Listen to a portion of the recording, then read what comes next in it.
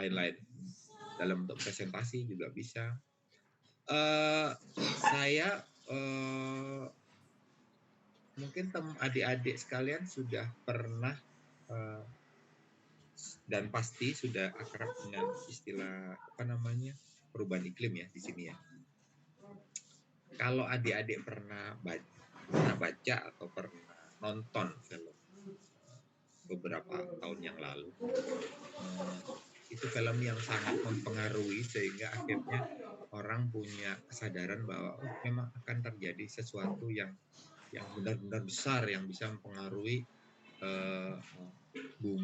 kondisi bumi di beberapa tahun ke depan. Mungkin adik-adik sekalian pernah nonton yang namanya filmnya si Al Gore tuh ya, Inconvenient Truth ya. Jadi di situ dengan hebatnya si Al Gore itu dia menyampaikan sebenarnya hampir sama dengan isi, menyampaikan pendapatnya tentang sebuah perubahan besar yang diakibatkan oleh perilaku manusia yang akhirnya dikenal sebagai climate change. Dia ketika menyampaikan pendapat itu dia juga tidak sendirian, artinya dia didukung oleh data-data dari hasil penelitian beberapa tahun sebelumnya. Beberapa ahli-ahli itu dia mengambil data dari situ. Memang dia didukung oleh kumpulan ahli-ahli gitu.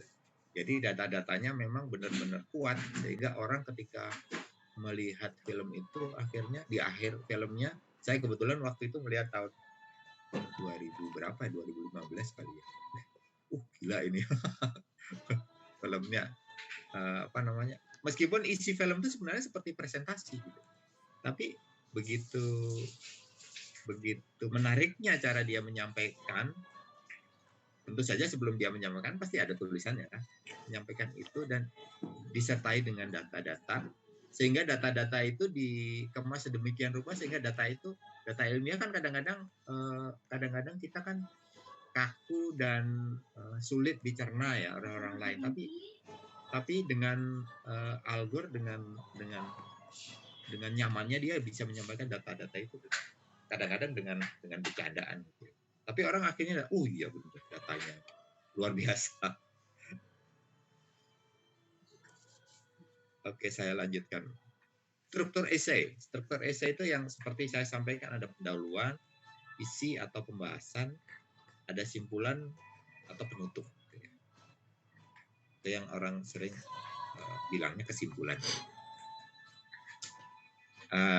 Bagaimana cara menulis esai? Yang pertama, tentukan tujuan penulisan.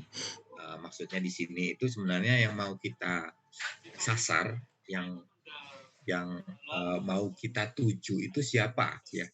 Yang akan kita sampaikan, pesan yang akan kita sampaikan tuh mau kita sampaikan ke siapa, ke kelompok yang mana? Apakah ke anak-anak muda kalau berdasarkan kelompok umur, apakah ke orang yang lebih tua yang sudah mapan, apakah ke di bawah remaja. Nah, karena ini terkait dengan metode penulisannya nanti. Kemudian apakah ke kelompok tertentu misalnya, kalau di biologi mungkin ada berkaitan dengan kelompok ilmuwan biologi, ataukah ke umum, ataukah ke kelompok tertentu yang lebih sempit lagi, misalnya ibu rumah tangga atau kelompok komunitas-komunitas gitu ya. Itu harus kita tentukan. Kemudian membuat kerangka tulisan. Kerangka tulisan itu akan membantu kita waktu mengembangkan penulisan. Nanti kita akan belajar tentang kerangka penulisan. Memang tidak semua penulis itu memulai tulisannya dengan membuat kerangka tulisan. Ada juga penulis-penulis yang dia spontan gitu ya. Jadi dia mengalir terus setelah itu baru dibaca berulang-ulang gitu. Tergantung dari metodenya tiap penulis akan berbeda. Kemudian mengembangkan isinya sesuai dengan struktur. Nanti kita akan bicara tentang strukturnya. Saya lanjutkan. Langkah yang dapat dilakukan dalam menyusun esai. Jadi tadi sudah ya menentukan topik, terus kemudian yang yang tidak harus kita lupakan adalah melakukan penelitian mengenai topik yang dipilih. Apakah kita benar-benar menguasai topik itu, supaya orang lain akan bisa menilai bahwa kita memang benar-benar menguasai topik yang kita sampaikan. Jadi nggak ngawur. Misalnya kita menguasai biologi, terus tiba-tiba kita nulis tentang finansial gitu kan, agak aneh juga karena bukan topik di luar yang kita kuasai gitu. Kemudian membuat kerangka tulisan yang seperti saya sampaikan tadi, mencari dan mencatat referensi yang berkaitan dengan topik. Jadi referensi ini tujuannya adalah untuk memperkuat apa yang kita sampaikan.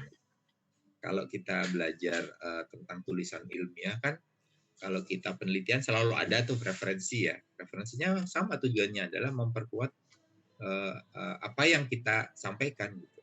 Jadi kita melakukan sesuatu itu ada dasarnya. Dan referensinya bisa lebih dari satu pasti ya, terkait dengan apa yang kita sampaikan. Menyusun ide dan menulis esai. Nah ini karena langsung kita lakukan, kita tulisannya esai. Karena begini, saya pernah bertemu dengan beberapa orang gitu ya, terus mereka bilang, saya tuh pengen belajar menulis gitu ya. Terus kemudian saya tanya, emang sudah nulis apa? Belum pernah.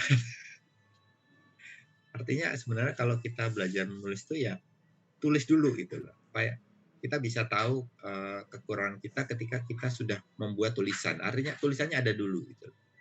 Kalau biasanya kalau di beberapa pelatihan penulisan itu saya lebih suka pakai metode coaching. Jadi coaching itu artinya penulis itu sudah bawa tulisan gitu ya, dan nanti kita bahas bareng-bareng jadi mereka tidak datang dengan kertas kosong gitu. Kalau kita bicara metode kan kadang-kadang hanya teori ya, teori saja. Jadi orang yang menguasai teori belum tentu bisa membuat melaksanakan teori tersebut karena dia harus praktek. Nah, kalau saya lebih senangnya bahwa kita langsung praktek, kita tahu kelemahan kita, kekurangan kita, kelebihan kita juga tahu dari situ. Baru nanti kita diskusi, kita perbaiki bersama-sama. Dulu pernah ada penulisan cukup unik karena yang minta pelatihan itu adalah komunitas pecinta Harry Potter. Jadi yang ikut di situ itu semuanya adalah fansnya novelnya Harry Potter.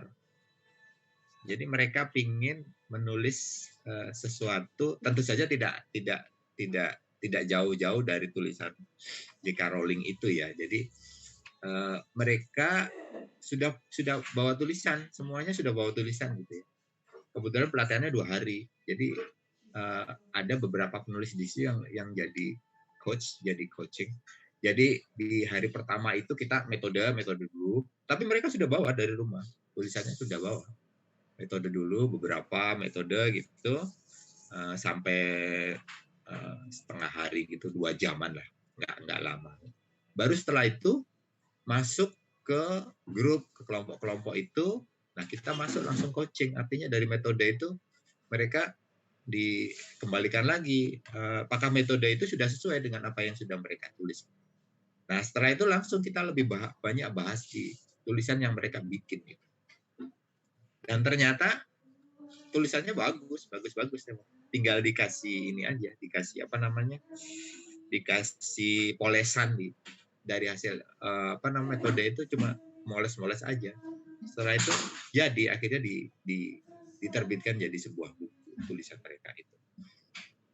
Dan yang mengejutkan memang banyak ide-ide yang menarik dari sini berdasarkan apa yang mereka tulis. Jadi mereka tidak datang dengan kadang-kadang kan pelatihan kita dengerin metode tapi kita nggak tahu prakteknya kapan gitu ya. Kalau memang sudah ada ini lebih enak nanti.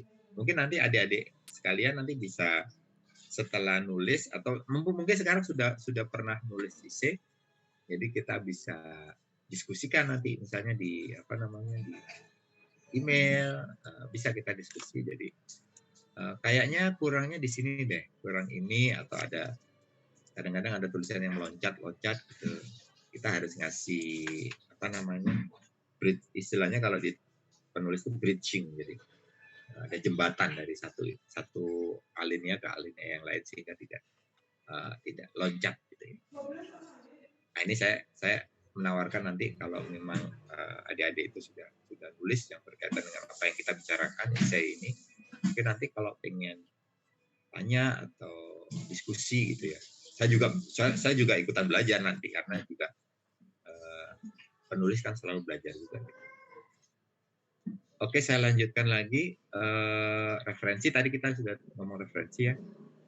Kemudian kesimpulan.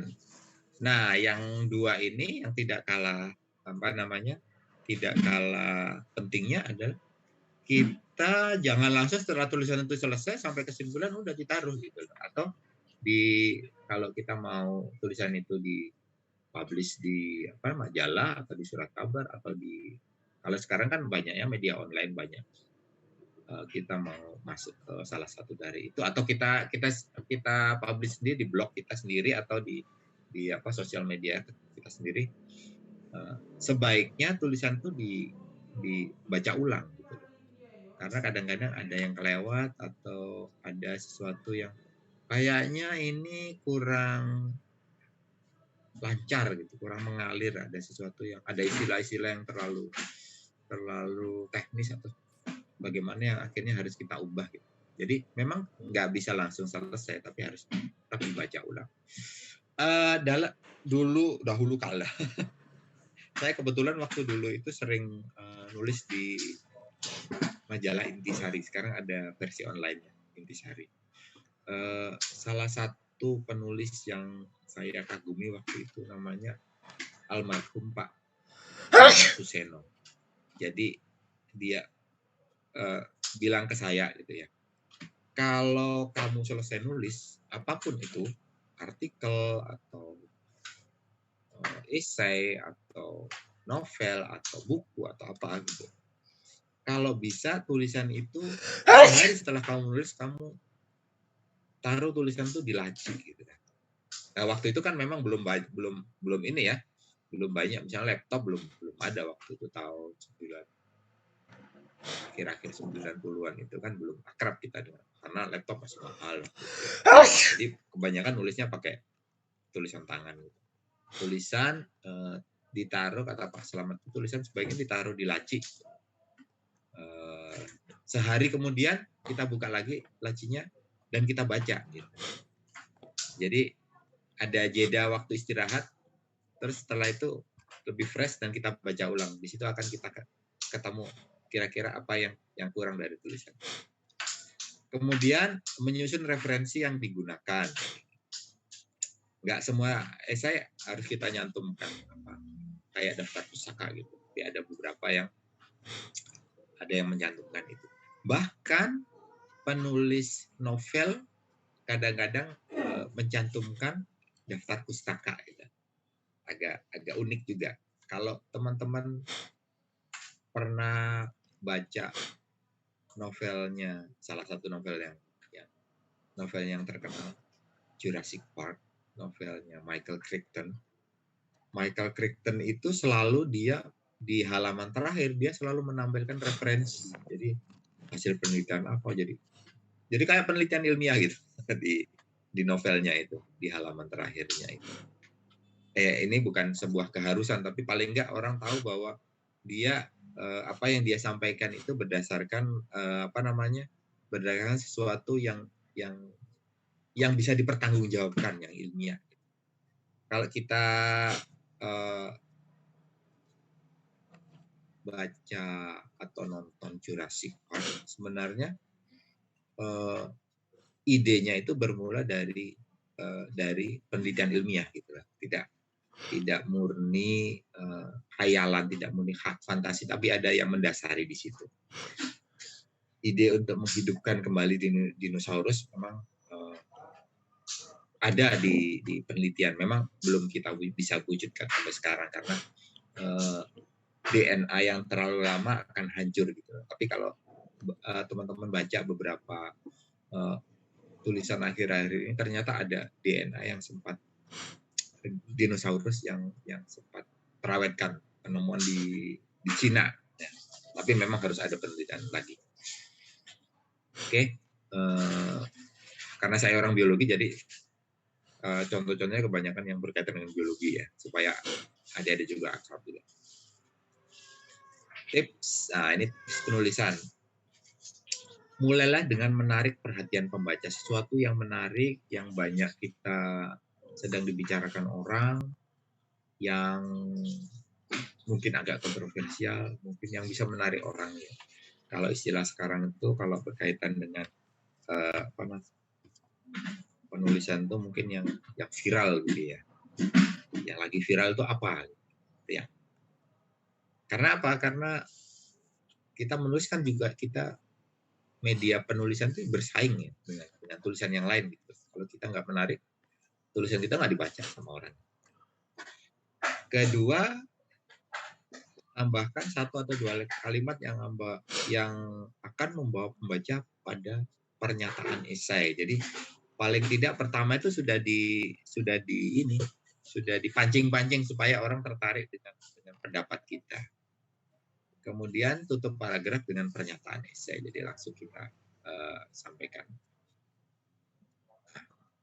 Saya pikir itu yang bisa saya sampaikan. Kalau untuk contoh-contoh esai, teman-teman bisa googling sendiri, banyak sekali contoh-contoh esai, baik yang dari Indonesia maupun yang dari luar. Jadi intinya sebenarnya esai ini tulisannya nggak terlalu panjang, nggak perlu panjang. Mungkin kalau dicetak itu mungkin 2 atau 3 halaman itu. Tapi yang penting adalah apa yang kita sampaikan itu menarik buat orang lain, kemudian kuat, artinya itu bisa dipertanggungjawabkan, tidak ngawur gitu, karena kalau eranya sekarang itu tantangannya dibandingkan dengan tantangan beberapa tahun yang lalu, waktu zamannya saya sama Bu Ida mungkin sama Pak Muhaimin itu dulu, itu tantangannya adalah kita itu nyari informasi setengah mati dulu, karena untuk penelitian aja kita harus bolak-balik ke ke perpustakaan, nyari jurnal, terus kemudian waktu itu internet itu belum secepat sekarang, kemudian juga informasi yang ada di online itu juga belum sebanyak sekarang. Tantangannya adalah mencari informasi itu sulit sekali. Nah, zaman sekarang kita kebanjiran informasi gitu. Jadi informasi itu mudah dan banyak. Nah, sekarang yang tantangannya adalah bagaimana memilih informasi yang bisa dipertanggungjawabkan. Karena banyak sekali informasi, tapi apakah semua informasi itu bisa dipertanggungjawabkan? Nah, itu jadi pertanyaan. Karena apa? Kadang-kadang nggak ada referensinya, tiba-tiba muncul aja.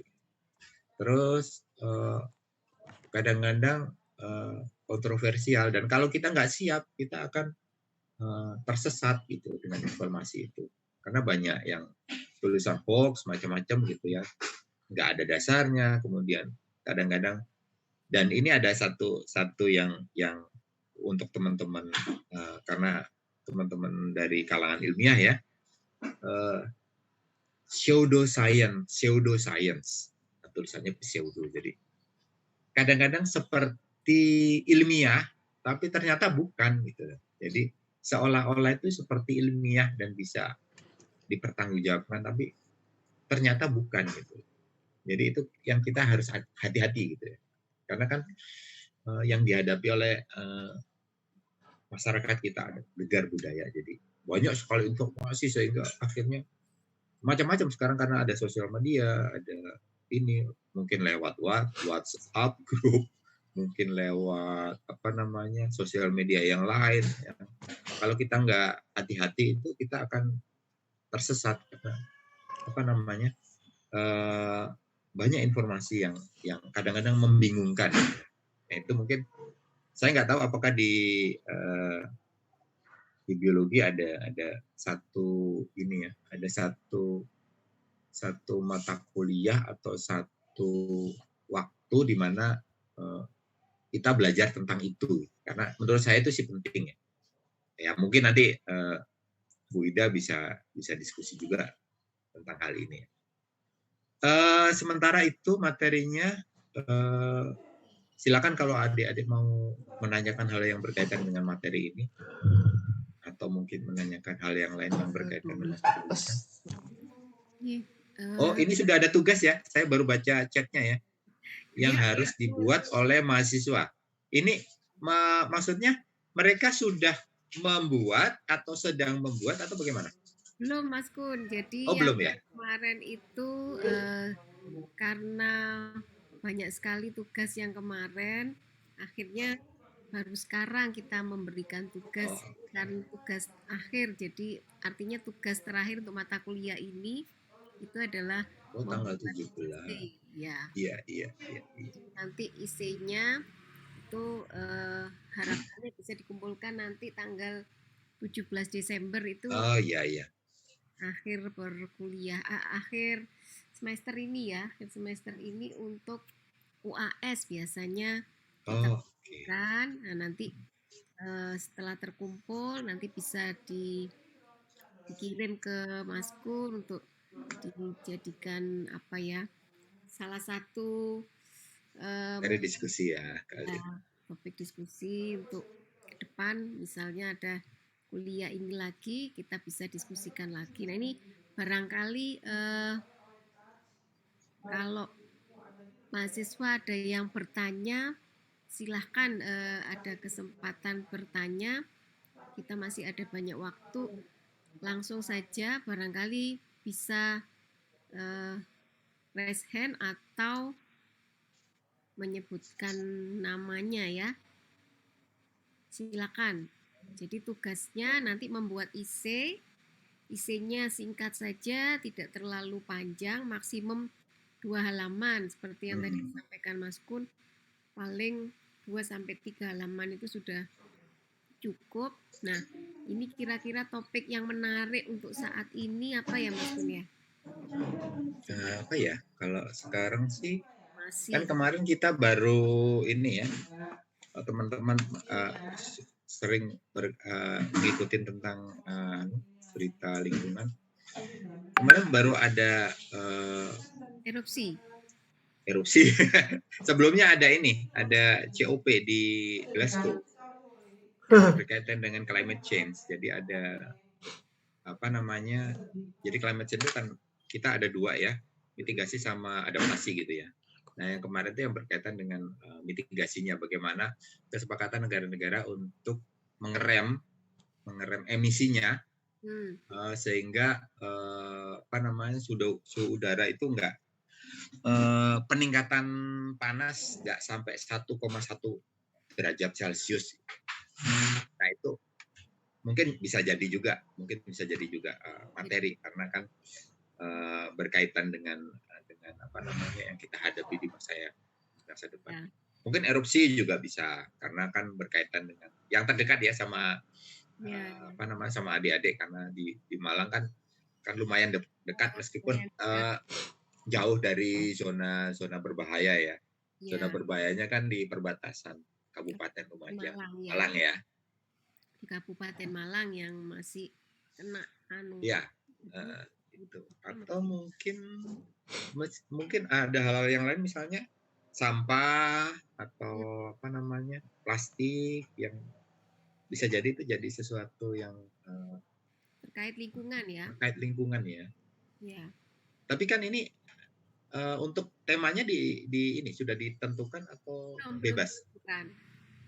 Kalau misalnya kita tentukan temanya terkait lingkungan saja, mahasiswa boleh membuat opini dalam bentuk tulisan isai ini bisa dikaitkan dengan erupsi yang sekarang ini sedang ada.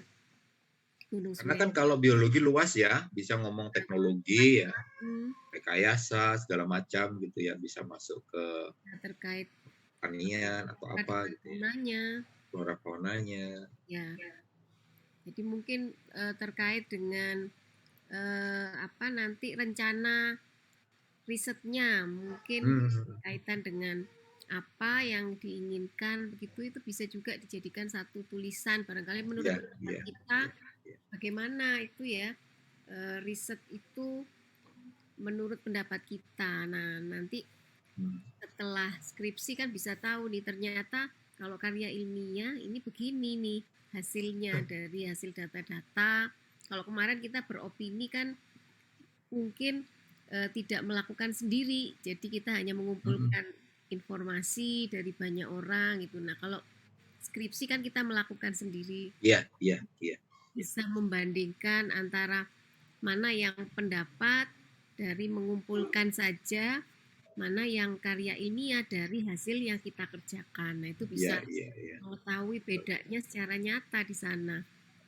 Jadi, kalau boleh tahu ini yang adik-adik yang ikut hari ini dari semester berapa ya? Ini semester 5 ke atas ya. Oh, semester 5 udah mulai ya ini. Udah mulai persiapan ya. Ke skripsi karena skripsi ya. Sekarang itu kan ada yang semester 6 sudah mulai menyusun proposal. Ada yang semester 7 baru menyusun proposal. Jadi ini memang dipersiapkan untuk mahasiswa yang akan skripsi, karena ada juga yang fast track itu semester 7 itu sudah mereka mengambil S2. Jadi persiapan ke S2. Kalau fast track semester 7 sudah mulai statusnya 1 S1, tapi dia sudah ikut kuliah S2. Oh, ada ya metode mekanisme gitu ya. Oh gitu. Dia sudah, jadi dia nggak harus nunggu lulus S1 dulu. Tetap ikut ujiannya. Jadi S1-nya itu diselesaikan sampai semester 7. Semester 8 dia sudah menjadi mahasiswa S2. Oh, oke. Ketika teman-temannya masih nulis skripsi, dia sudah kuliah S2 untuk fast track. Ini cepat saja lulusnya. Kemudian sekarang dengan MBKM itu kan kesempatan mahasiswa untuk keluar luar biasa banyak kesempatannya. Jadi ketika jangan bahas 50 pas aku 100 duit dulu kan, mau ke UGM nyari literatur untuk skripsi itu kan harus ke perpustakaannya, harus beberapa hari gitu bolak-balik ke perpustakaan karena kita nggak punya wahana atau media untuk browsing internet. Zaman dulu komputer satu angkatan bisa jadi cuma satu. Rupanya ini sekarang mahasiswa satu bisa punya gadget, bisa HP, bisa iPad, laptop. Nah, ini mempermudah mahasiswa untuk mencari literatur sebanyak-banyaknya, sehingga tugas IC ini menurut saya tidak terlalu berat karena browsing informasinya cukup. Iya, betul. Nah, itu yang saya sampaikan. Kalau browsing itu sekarang gampang, cuman sekarang tantangannya adalah banyaknya data yang kita peroleh. Kadang-kadang di luar data yang ini ya, di luar data yang tidak bisa dipertanggungjawabkan kan ada ya. Tapi data yang dipertanggungjawabkan pun kalau terlalu banyak juga akhirnya menjadikan tulisan kita menjadi terlalu berat. Betul. Jadi karena kadang-kadang kalau nggak hati-hati kita cenderung pengen masukin semua data yang menurut kita penting. Nah, itu nanti menjadi skripsi kalau seperti itu. Iya, betul. Makanya harus bisa memilah antara isi dengan skripsi. Cuman kita kan kadang-kadang kalau skripsi kita harus ini ya. Kalau datanya terbatas ya kita batasi skripsi. Ya. Datanya terbatas ya mungkin tambahan informasinya kita agak banyakin, banyak dengan jurnal-jurnal gitu kan.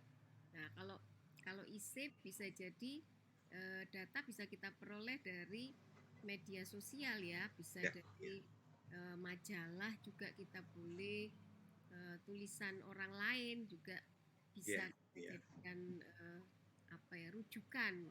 Jadi kita berpendapat pendapat orang lain juga seperti apa, kan itu bisa kita jadikan rujukan juga. Terus kita menulis pendapat kita bagaimana. Nah, ini mungkin yang perlu dilatih ini. Kayaknya kalau mahasiswa nulis itu ya di Facebook itu tulisannya bisa bagus, di IG itu tulisannya kadang-kadang bagus gitu. Ini bakat terpendam, harusnya bisa disalurkan. Iya, sekarang tempat medianya banyak sekali zaman dulu. Ya, tulisannya mahasiswa kalau pas mereka nyantai itu ya tulisannya bagus-bagus gitu. Disuruh nulis yang beneran, idenya nggak muncul. Jadi harus nyantai dulu. Iya, makanya harus refreshing, santai itu baru nulis. Makanya waktunya agak panjang, ini kan sampai 1 mingguan ke depan. Iya. Nah, lebih santai sambil nanti mencari wangsit apa kira-kira topiknya yang sesuai untuk dibuat tulisan. Ya, jadi tadi sudah sampai kisi-kisinya menulis isi sudah disampaikan oleh Mas Kun, tipsnya seperti apa. Nah, nanti tinggal mengaplikasikan saja. Karena kalau tidak dibuat, tidak dipraktekkan, susah juga ini buat isi ini. Harus praktek. Jadi biar tahu kendalanya di mana, itu bisa ditanyakan nanti kendalanya seperti itu. Silakan mahasiswa 122 ini, karena 24 itu saya dengan Mas Kun ikuti itu. Silakan mahasiswa bisa menanyakan kira-kira terkait dengan tulisan esai. Jadi intinya tulisan esai itu gini loh, kalau kita melihat sesuatu, itu mendengar sesuatu yang menarik gitu ya, pendapat kita itu seperti apa gitu. Menurut saya tuh kok kayak gini ya, tapi untuk sampai kok kayak gininya itu kita harus punya referensi gitu ya, yang memperkuat kita. Jadi kalau menurut saya tuh harusnya seperti ini, tapi itu berdasarkan apa, dia baca apa dulu apa ini. Jadi ada yang menguatkan pendapat saya gitu. Ya. Jadi seperti itu sih. Mungkin kita coba browsing sedikit di internet kali ya. Saya coba. Saya stop dulu ya kali ya. Oh iya. Oke. Ini coba saya browsing di sini. Nah, ini adik-adik ini udah punya ini nggak? Udah nemu ide nggak untuk yang tanggal 17 itu? Ya, ayo kira-kira dari sekian banyak ini ada nggak yang sudah menemukan ide nih? Bentar, ini kok bentuknya jadi begini ya. Kira-kira mau bikin apa? Tulisan apa? Nah, ini nih seperti tulisan gini nih, udah kelihatan belum ya? Oh iya, sudah. Kalau misalnya ada Tahta Aulianti Widiatmo ini, misalnya efektifkah kuliah daring di masa pandemi COVID-19? Iya. Ini kan bisa juga jadi satu ide begitu ya untuk membuat itu pendapat kita terkait dengan kuliah daring di masa pandemi. Ini kan mahasiswa ini merasakan kuliah daring semua. Kira-kira sampai sekarang ya belum ada ini tatap muka. Semester depan insya Allah kalau. Oh, semester depan. Tapi dibatasi per kelas. Sepertinya masih dibatasi. Kalau yang semester, mungkin yang semester baru-baru yang belum pernah sama sekali melihat kampusnya, itu yang diutamakan. Terutama. Tapi untuk ini kalau praktek lab gimana? Nah, itu masalahnya kita itu sekarang yang boleh masuk lab itu hanya yang melakukan penelitian. Itu pun giliran. Jadi 2 jam sekali harus gantian gitu. Karena mahasiswanya kan banyak, labnya kecil, jadi nggak bisa masuk semuanya. Jadi harus gantian. Giliran kalau di lab mikro itu harus daftar 1 hari sebelumnya. Terus maksimum satu lab itu ada 8 sampai 10 orang per 2 jam. Jadi sehari itu dibagi mulai jam 8 sampai sore jam 4 itu giliran gantian gitu. Nah, untuk yang praktikum ini lebih banyak praktikum mandiri. Jadi praktikumnya di luar atau mandiri di rumah masing-masing dengan metode yang sudah disampaikan. Nah, ini barangkali hal yang mungkin ada kendala, ada positif, ada negatifnya, itu juga sebenarnya bisa juga diangkat sebagai satu opini begitu ya, satu ya, betul. terkait dengan pelaksanaan kuliah daring, praktikum daring, itu juga bisa menurut mahasiswa. Tapi praktikum daring gimana? Praktikum daring itu jadi metodenya kita buat petunjuknya dalam bentuk demo. Iya. Mahasiswa nanti akan melakukan itu di lapang. Ini kalau untuk yang praktikum lapang itu masih bisa dikerjakan. Jadi kayak Iya. Biokondi, Kongdali itu masih oke. Tapi yang susah kalau yang biologi molekuler, betul. Ada alatnya. Nah, iya. Akhirnya dibuat model itu tadi, piket gantian itu tadi. Oh, oke, iya. Piket itu yang terjadi sekarang. Tapi itu tadi kelemahannya ya waktunya terbatas sekali. Menurut saya sih menarik sih ini diangkat ya, karena ya saya sendiri belum bisa membayangkan seperti apa itu ya. Ada apa namanya tiket ya, karena kan kadang-kadang kalau waktu kuliah dulu aja untuk ke lab itu kan jadwalnya juga padat ya, sampai ada yang harus nginep itu ya. Nah, betul. Sekarang kan boleh. Nah, sekarang kan dengan adanya pandemi itu kan untuk ke labnya aja sudah susah gitu loh. Ya. Sebenarnya labnya ada, fasilitas ada, tapi tidak diperkenankan lebih dari berapa persen kapasitas ruangan itu ya. Ya sama lah kayak hotel begitu kan, tidak boleh dalam satu ruangan kapasitasnya harus separuh atau bahkan 30% gitu. Sama di lab juga seperti itu. Ntar lihat mikroskop jaraknya harus 1 meter. Nah, nah ini barangkali kalau ini adik-adik ini angkatan 2019 atau 2020 ya? 19, Bu. Yang sekarang ikut ini? 2019, Ibu. Oh, 2019. 2019 ini alhamdulillah masih ikut separuh praktikum. Jadi masih menggunakan praktikum di lab. Nah, setelah itu sudah stop. Yang kasihan angkatan 2020 belum pernah melihat sama sekali. Sampai sekarang itu belum datang ke kampus. Jadi angkatan 2020 itu benar-benar mahasiswa luar angkasa. Dunia maya. Iya.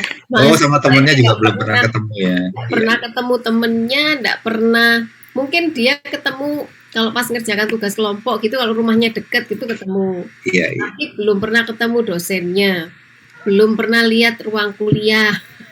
Belum pernah lihat labnya seperti apa. Jadi mungkin kalau masuk pertama ya kayak mahasiswa baru, padahal mereka sudah kuliah.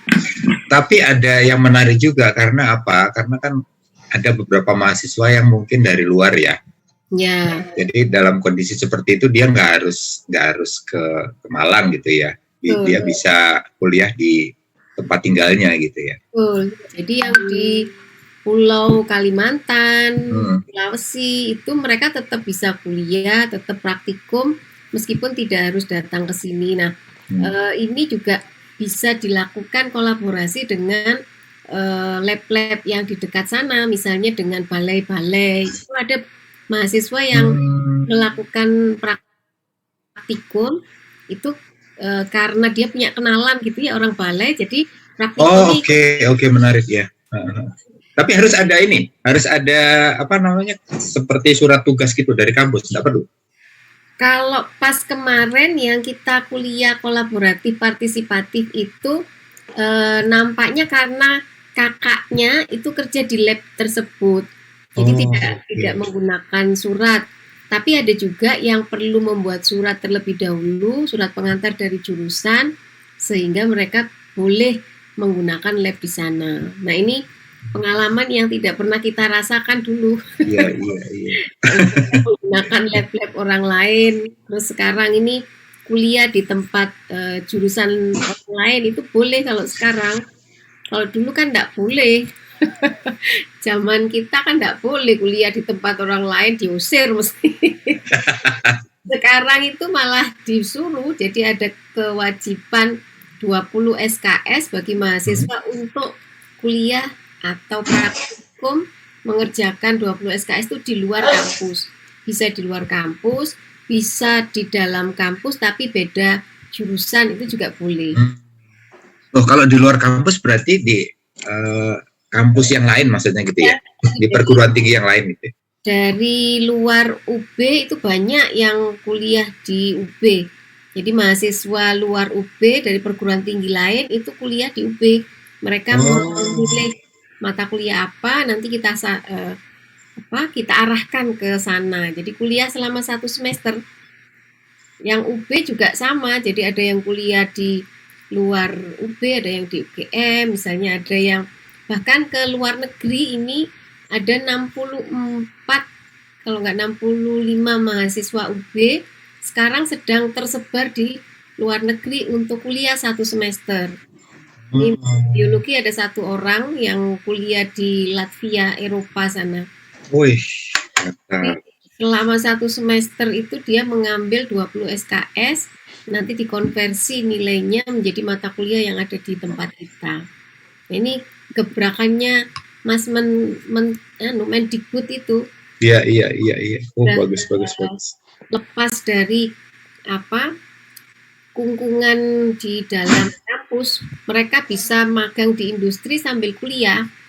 Ada yang sambil mendapatkan pendapatan karena industrinya magang bersertifikat dan digaji, ada juga yang seperti itu. Banyak. Menarik. Sekarang ini mahasiswa sebenarnya terbuka kesempatannya bereksperimen di luar kampus. Tidak harus di kampus melulu. Mumpung pas ada kesempatan tidak bisa ke kampus, mereka bisa ambil sebenarnya kuliah di dekat-dekat rumahnya. Bisa kuliah dan itu jurusannya juga tidak dibatasi sebenarnya, harus bisa di jurusan apa saja, terserah pada mereka. Ada yang ambil jurusan kecantikan gitu, padahal kuliahnya juga jurusannya beda. Tapi karena diberi kebebasan itu untuk mengeksplor kompetensinya, asalkan jelas kompetensi yang diharapkan dari situ itu nanti apa, outputnya apa gitu, itu diperkenankan sesuai dengan target kompetensi yang diperlukan di setiap program studinya. Masing-masing punya kebebasan mengambil mata kuliah di tempat lain. Menarik, kalau saya dulu waktu jadi mahasiswa melok itu. Melok Iris. Sekarang udah enak banget itu mahasiswa dikasih. Iya. Dibayari loh itu yang ke luar negeri. Oh, enak ya. Sama menteri terbuka itu ya. 1 semester itu. Dapat pengalaman, wawasan, dapat uang. Itu luar biasa kesempatannya sekarang. Makanya ayo mahasiswa ini yang sekarang ada di sini silakan menyempatkan diri menggali informasi ini mumpung ada Mas Kun, bagaimana bertanya terkait dengan penulisan IC. Ini beberapa tulisan IC ini sepertinya di Kompasiana ini Mas Kun ya? Iya.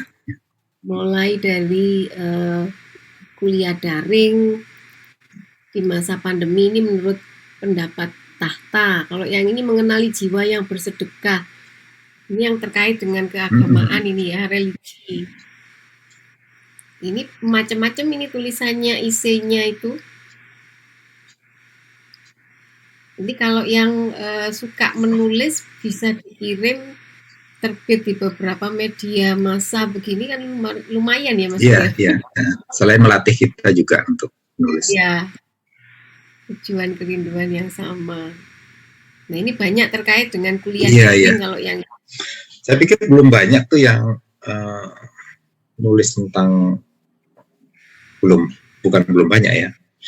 Saya belum tahu banyak kondisi perkuliahan sekarang ya. Mungkin, tapi menarik juga waktu Widana tadi cerita juga. Jadi kalau misalnya sekarang terkait kuliah lintas kampus MPKM, nah ini mahasiswa bisa membuat tulisan esai begitu terus dikirim gitu ya ke beberapa media massa. Kalau terbit itu kan seneng sekali kalau tulisan kita dipahami orang lain terus dipublish begitu ya di satu media massa. Kira-kira apa? Ada pertanyaan apa? Misi Bu Zulfaida dan Pak Gun Setiawan. Ya. Ya. Saya Wanda Harisma dari kelas B Biologi. Izin untuk bertanya mengenai referensi yang dipakai saat membuat esai ini. Nah, yang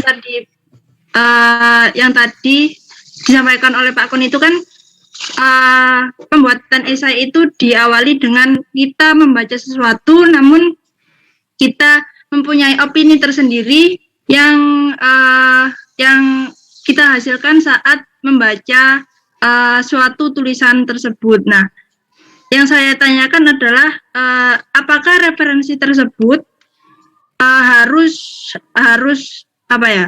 Kalau misal kita menulis suatu karya ilmiah itu kan biasanya harus dari jurnal atau harus dari tulisan yang sudah diverifikasi atau divalidasi begitu ya Pak.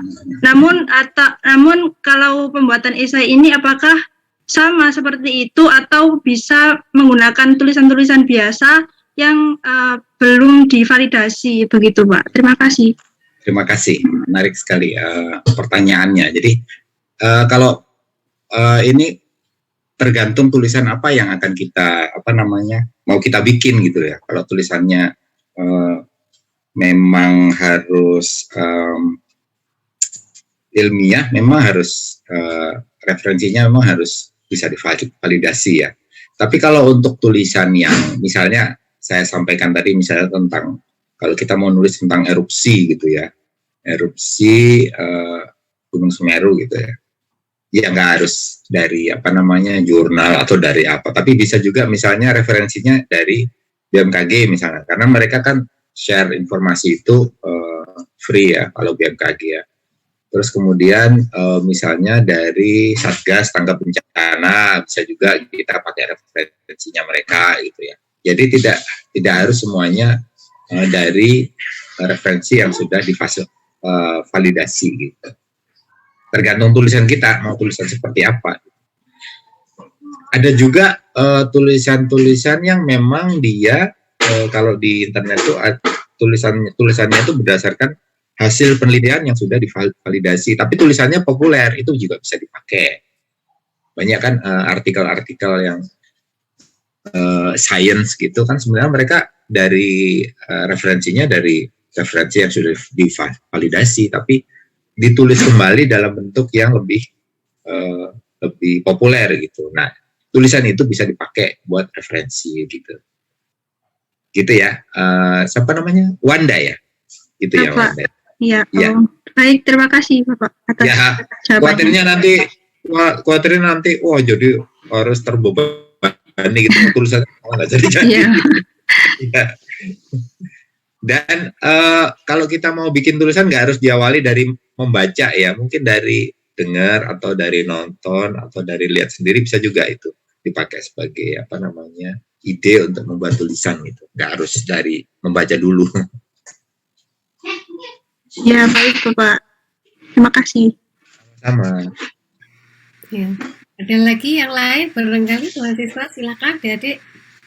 Ini menarik nih. Dari yang punya hobi nonton misalnya, habis nonton terus ada pertanyaan gitu terkait dengan perubahan cuaca atau perubahan lingkungan gitu. Nah, ini habis nonton terus muncul pertanyaan-pertanyaan itu menjadi satu opini gitu ya.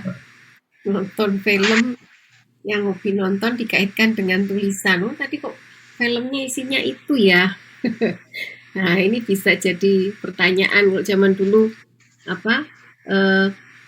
film apa namanya, Spesies itu kan dari itu kan jadi perbincangan banyak kalangan. Kok iso ya? Jadi Spesies satu menjadi alien yang bentuknya seperti itu. Nah, ini menjadi satu ide itu, pulang nonton dibuat pertanyaan, nah itu dijadikan satu topik. Banyak sekali tuh nontonnya tidak harus di TV, nonton di bioskop ya, di TV itu kan sekarang film itu juga banyak sekali. Ya, sekarang sudah ada Netflix, ada macam-macam. Pakai YouTube streaming itu ya banyak. Iya. Barangkali yang suka nonton film drakor, nah itu mungkin nonton film drakor ternyata yang terkait dengan masalah lingkungan atau masalah kelainan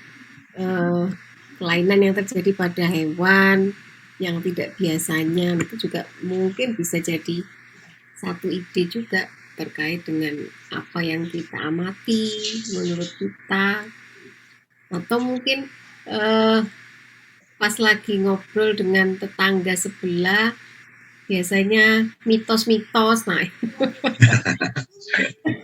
mitos yang terkait dengan erupsi ini biasanya kalau sudah ada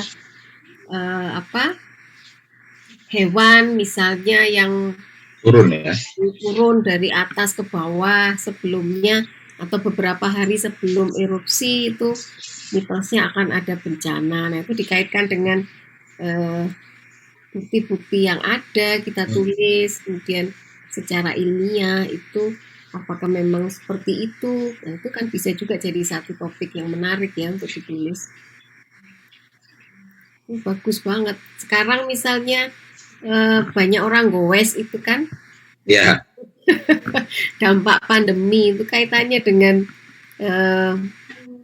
kondisi sekarang itu kan jadi bahan yang menarik. Misalnya dengan PPKM semakin sedikit kendaraan bermotor yang ada di jalanan, itu meningkatkan tingkat polusinya semakin turun dari berkurangnya polutan yang ada di jalan raya itu, sehingga orang naik sepeda menjadi lebih fresh ya dibandingkan sebelum pandemi. Itu kan berkurangnya sangat banyak sekali itu. Kalau pas pandemi itu kita berangkat pagi-pagi itu kan beda rasanya, suasananya sepi tidak ada polutan, kendaraannya nggak ada sama sekali. Yang biasanya banyak kendaraannya ngandang semua. Nah, itu bisa dikaitkan dengan itu, dengan adanya dampak PPKM, polutannya menjadi berkurang. Nah, itu bisa dibahas juga itu dari sisi kesehatan, itu bisa diangkat jadi satu opini yang positif gitu, bisa mendorong mempengaruhi warga untuk makin banyak yang berolahraga di alam terbuka, kayak gitu-gitu kan bisa diangkat juga. Ayo, kira-kira yang lainnya yang ada pertanyaan lagi selain Wanda?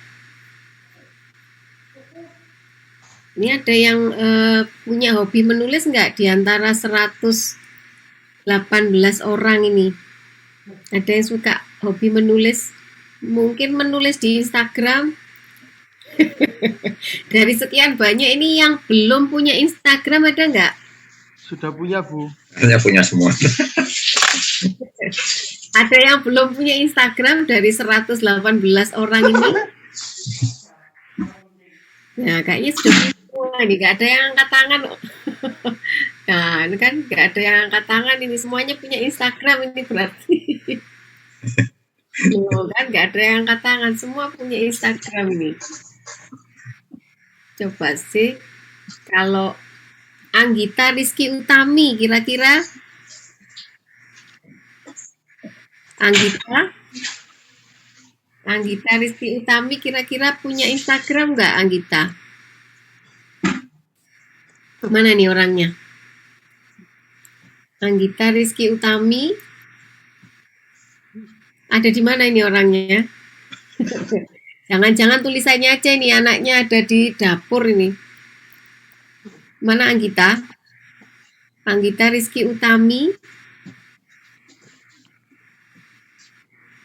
Oh, Anggita tidak ada di sini ya, lagi di dapur kayaknya, ini lagi masak. Cicin Vinolia. Iya, Bu. Ya, punya Instagram nggak Cicin? Punya, Bu. Wah, punya. Sejak kapan? SMA mungkin. Wah, berarti ya sudah lama. Apa yang biasanya ditulis di situ? Tapi jarang aktif, Bu. Oh, jarang aktif. Kira-kira sudah punya ide belum untuk yang akan dibuat IC-nya tadi? Ini boleh tentang diri, Bu, tentang tubuh. Maksudnya tentang anatomi tubuh. Iya, seperti itu boleh, Bu. Nah, tergantung dari sisi mana ya, Mas Surya? Jadi saya ada ide. Mana? Itu, Bu. Apa namanya? Kan waktu awal pandemi kita disuruh sering berjemur ya, Bu, anjuran. Iya. Nah, itu saya mungkin mau mengangkat pengaruh penggunaan sunscreen saat berjemur di kala pandemi gitu, Bu. Iya. Saya Iya, menarik. Boleh. Saya tubuh tadi bingung saya. Tubuh. Iya, Bu. Iya, boleh ya Mas Kun ya? Ya, boleh. Menarik tuh. Makanya tadi tubuh itu apa ya? Iya. Saya juga mikir itu tubuh. Apa yang mau dieksplor di situ? Apa berat badan? Ya, berarti kan sudah ada bayangan ya. Ketika ini mau nulis kaitan antara sunscreen dengan berjemur. Nah, ini sangat menarik nih kalau misalnya ada kaitannya. Ya, mungkin yang lain, ada mahasiswa lainnya. Alfi, kayaknya tadi sudah mikir, Alfi Suraya. Apa kira-kira ide yang akan ditulis nanti di esainya? Ini kita sambil diskusi nih, nanti barangkali buntu ya, nanti Mas Kun bisa mengarahkan. Kira-kira masih buntu apa ya yang mau saya tulis ini, kok bingung, kabeh api. Akhirnya gak ono sing ditulis. Alfi apa Alfi? Ini masih mute anunya, unmute dulu. Ya. Apakah saya terdengar? Ya, sudah terdengar. Apa ide kira-kira mau nulis tentang apa, Alfi? Saya sebenarnya masih bingung, Bu. Jadi kadang itu masih apa ya? Terlalu kadang saya itu terlalu berpikir untuk mencari sesuatu, dan itu saya tuh biasanya susah untuk mencari ide, Bu. Jadi seperti mungkin ada saran untuk mungkin juga teman-teman yang lain bagaimana agar mendapatkan ide yang bagus, mungkin seperti itu. Nah, Alfi pengen nulisnya terkait apa? Terkait flora, fauna, lingkungan, atau kasus-kasus yang saat ini sedang up to date. Kira-kira mau menulis tentang apa, Alfi? Kalau saya mungkin lebih ke masalah masalah lingkungan atau yang berkaitan dengan biologi seperti itu, Bu. Ya, Jadi biologi. bukan masalah sosial nih, lebih ke biologi gitu. Lingkungan itu kalau kaitannya dengan lingkungan yang terkena dampak apa tadi itu PPKM begitu gimana? Ada bayangan nggak?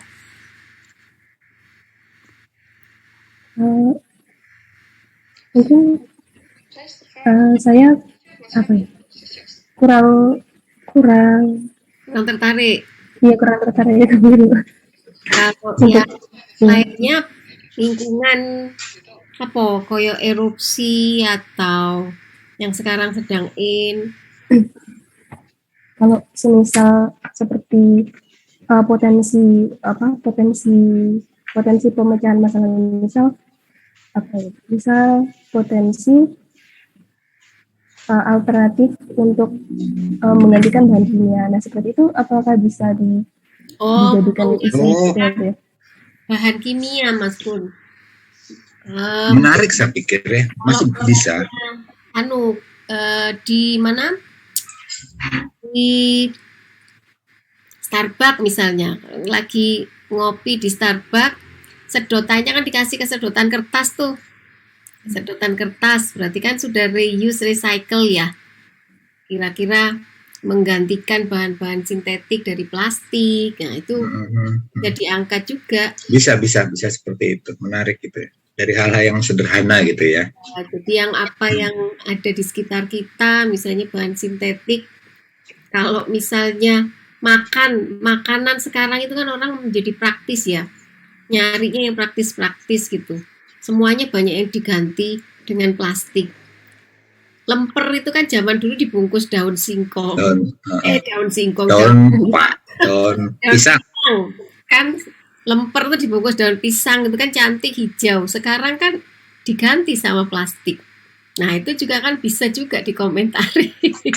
Jadi opini kita terhadap pengaruh ini penggunaan plastik dari sisi ekologis ya, dari sisi kita sebagai seorang biologis itu bagaimana melihat itu. Sekarang semuanya itu serba dibuat praktis, banyak yang dibuat plastik. Padahal dari sisi lingkungan itu kan tidak bagus. Nah, itu mungkin ada pendapat yang mendasari supaya kita tidak banyak menggunakan plastik. Nah, itu juga bisa jadikan satu topik khusus. Mungkin bisa dihubungkan dengan ini ya, produksi sampah gitu ya. Ya, kaitkan dengan sampah. Dan kalau referensi kan bisa juga kita pakai, misalnya kalau di Malang tuh sehari dari dinas kebersihan itu kan pasti ada datanya sehari itu berapa ton sampah dan berapa persentase dari sampah itu berapa persentase sampah plastiknya gitu kan. Betul. Bisa juga seperti itu. Di Malang itu ada TPA yang dijadikan percontohan nasional karena mereka zero waste. Jadi sampah yang dibuang di sana itu diolah sedemikian rupa sehingga apapun itu menjadi hasil yang bisa dimanfaatkan. Sampai warga sekitar TPA mulai dari ujung sampai mentok tempat pembuangan sampahnya itu mereka menikmati gas gratis dari sampah. Jadi timbunan sampah organik itu di bawahnya dipasang pipa-pipa, gitu dihubungkan ke rumah-rumah semua warga yang ada di sana. Sehingga mereka memasak itu pakai gas dari sampah buangan itu. Sehingga awal dulu ketika belum ada TPA di situ, warga kan senang ya rumahnya bersih. Kemudian ketika ada TPA itu warga kan agak gerundel istilahnya, menolak karena kok di situ dibuat tempat sampah, baunya kan luar biasa. Akhirnya mereka memprotes keberadaan TPA di sana. Tapi alhamdulillah pengelola TPA ini punya ide dari riset S3-nya, dia menemukan suatu cara begitu membuat pipa-pipa itu. Nah, itu dipraktekkan awal dengan uangnya sendiri, dia beli pipa itu dialirkan ke setiap rumah. Akhirnya semenjak itu warga malah tidak berkenan ketika TPA mau dipindah. Karena Daerah mana? Di daerah mana? Malang Selatan, apa namanya? Kok lupa saya. Oh, kabupaten ya. Ya, arah ke kabupaten itu ada TPA kok. Kabupaten itu ya. Kalau di sini kan yang paling dekat kan Supit Urang. Supit Urang ya. Bukan Supit Urangnya, tapi aduh namanya apa toh? TPA bukan Lebak Harjo.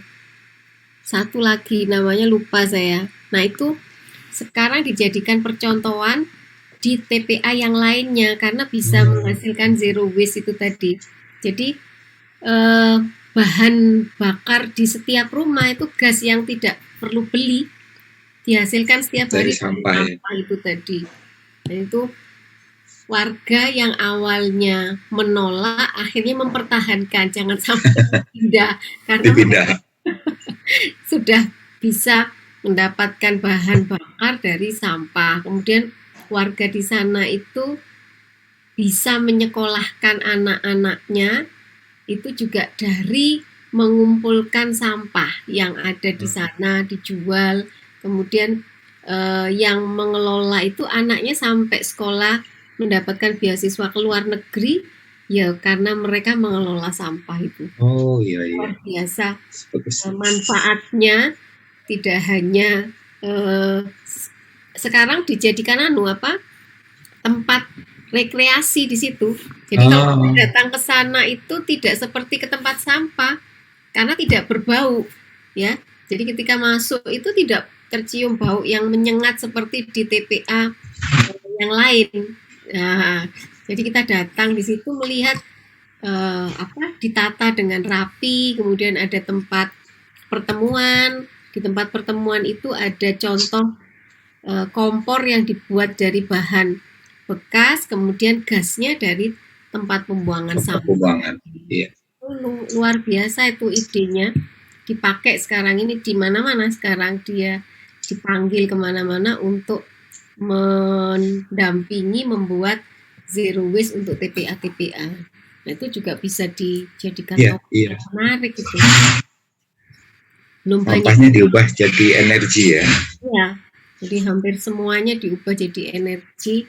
Ada yang dibuat sebagai pupuk, yang organik, bahan-bahan organiknya, ada yang disalurkan menjadi gas tadi itu.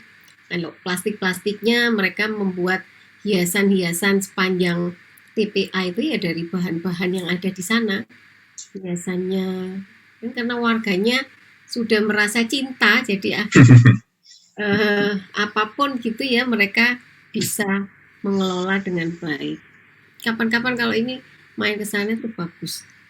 Jadi tidak nampak dari luar seperti tempat sampah, hanya bau saja kalau ketika kita dekat di tempat gundukannya itu. Iya.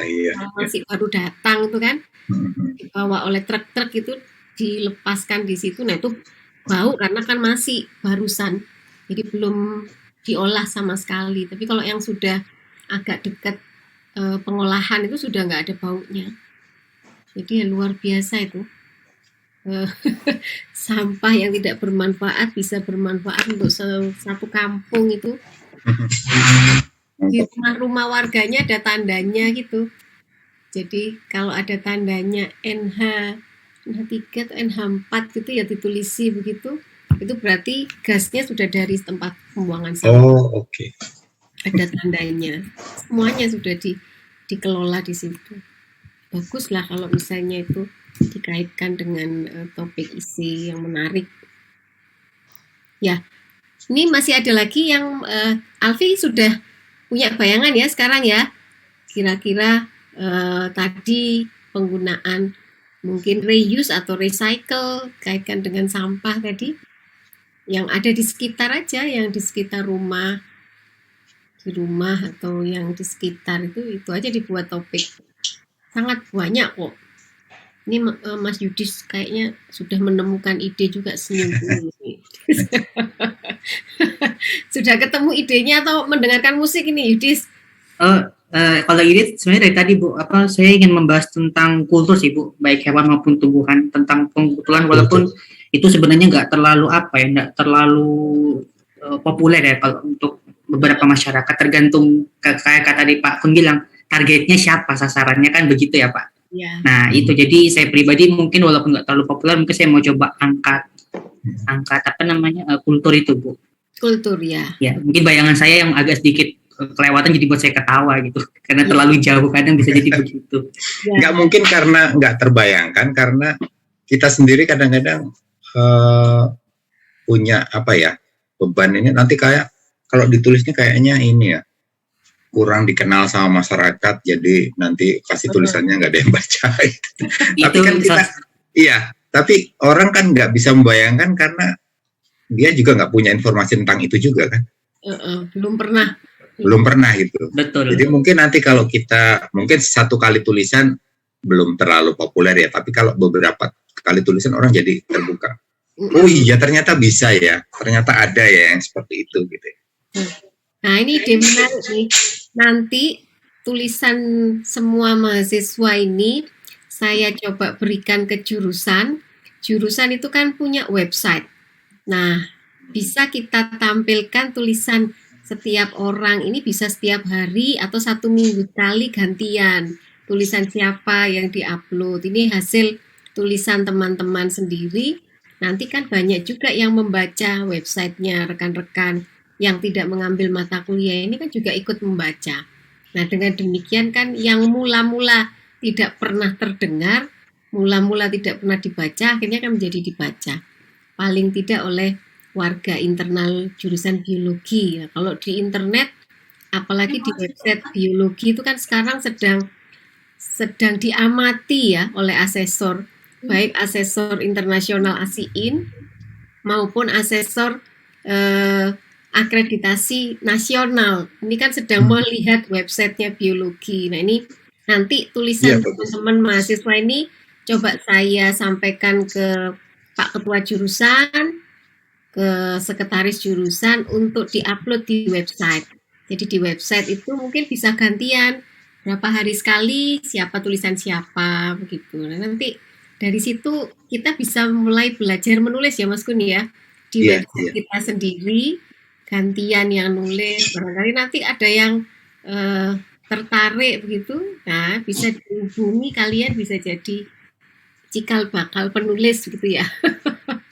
Barangkali dengan cara itu kita bisa melihat, saya yakin tulisannya bagus-bagus mereka ini, cuman belum ada keberanian aja menulis. Lek wis dipepet nanti mestilah keluar semua idenya.